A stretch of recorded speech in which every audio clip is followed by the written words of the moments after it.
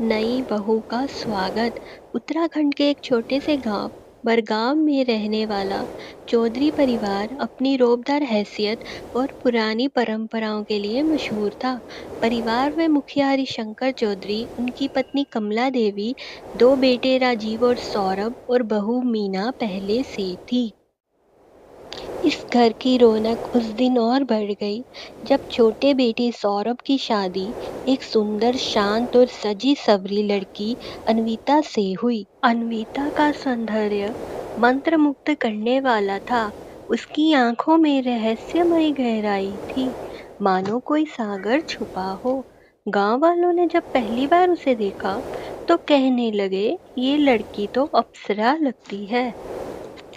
लेकिन साथ ही उसके बारे में कुछ ऐसा था जिसे शब्दों में बांध पाना मुश्किल था।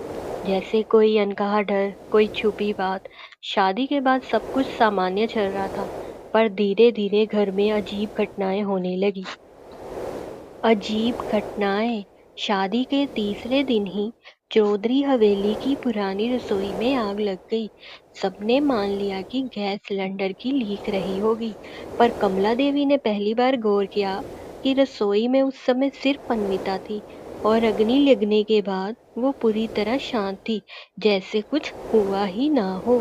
सर हवेली के पीछे बने पुराने कुएं से किसी लड़की के रोने की आवाजें आती थी।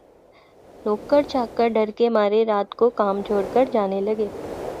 कमला देवी ने एक बार अन्विता से पूछा, बिटिया, तुम रात को बाहर तो नहीं जाती ना? अन्विता बस मुस्कुरा दी। उसकी मुस्कान में एक ऐसी ठंडक थी जिससे कमला देवी की रूह कांप गई। तो का सिलसिला।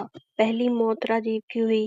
रात को सब सो गए थे। सुबह उसका शव हथेली के मंदिर के सामने मिला। आंखें फटी हुई, चेहरा भय से विकृत और शरीर पूरी तरह जला हुआ। डॉक्टर ने कहा हार्ट अटैक, लेकिन जो भी राजीव का चेहरा देखता वो कई रातें सो नहीं पाता। मीना चीख चीख कर रोई। उससे कुछ दिखा था, कुछ ऐसा जो हम नहीं देख सकते, और अगले दिन छत से कूदकर मर। राजीव की अंतिम यात्रा के 2 दिन बाद ही कमला देवी की भी मृत्यु हो गई। उनके कमरे में ताला लगा था। दरवाजा तोड़कर देखा गया।